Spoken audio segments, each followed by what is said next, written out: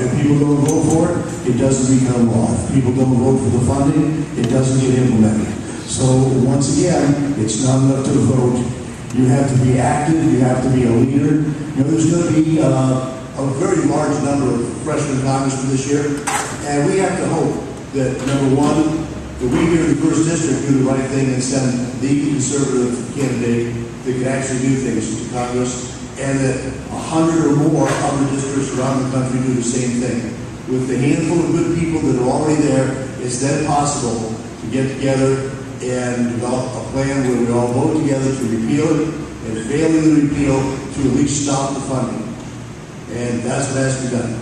Cheering and voting isn't good enough. We have to exercise leadership, and we have to be articulate enough to convince other congressmen to come along with the program. Thank you. Next is Pat Donlin. Well, it's for sure this is another tax bill. Cap and trade is a thing that we ought not to be pushing at this time. As Americans, we have to look at stopping the spending. I'm for reducing taxes, not for adding more taxes. I'm for reducing hidden taxes. Every time you turn around, you get a hidden tax or a fee. It all makes no sense to me.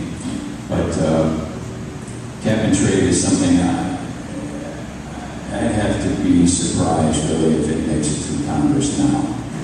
And probably certainly isn't going to make it through after the election. But if it should get through the legislature, we're in trouble. Hopefully it won't happen. Thank you.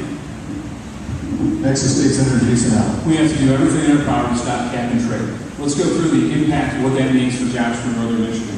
East Jordan Iron Works, are they going to be able to be competitive when you start driving up electrical rates?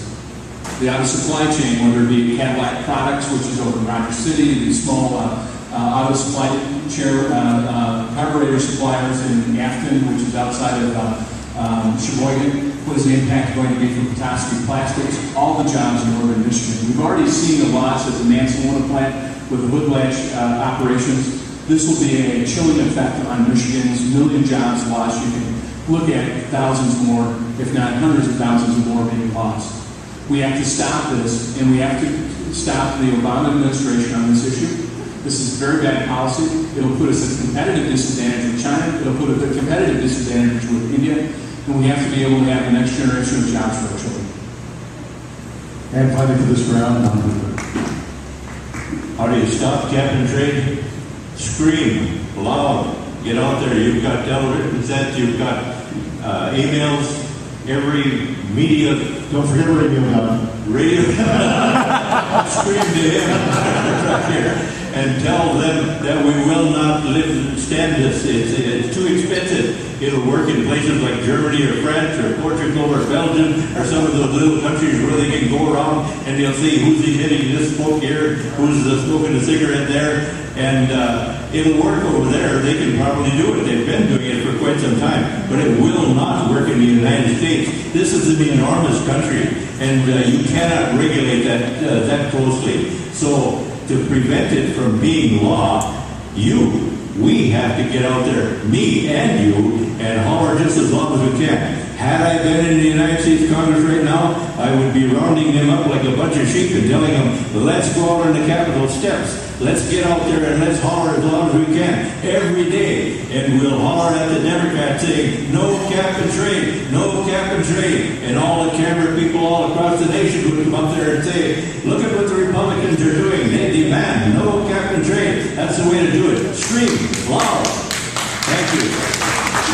One more question from the audience, and then our time for the U.S. congressional candidates is coming to an end. Only because we're out of time. We've already got somebody that's already in line for that. First, I want to briefly tell you that you're listening to the Helena Township Candidate Forum on 1270 AM WMKT, Charlotte, Traverse City, the UP, and 92.1 FM, W221BQ, Petoskey, Harbor Springs. It's 8 o'clock, and we have that last question real quick. We'll go around with our candidates, and then we'll move on to the state senate and the state house race for the 1/5 districts. Sure. I think I follow up on both. If you get a Okay, speak into the mic really good. Did you get a $2,000 campaign contribution from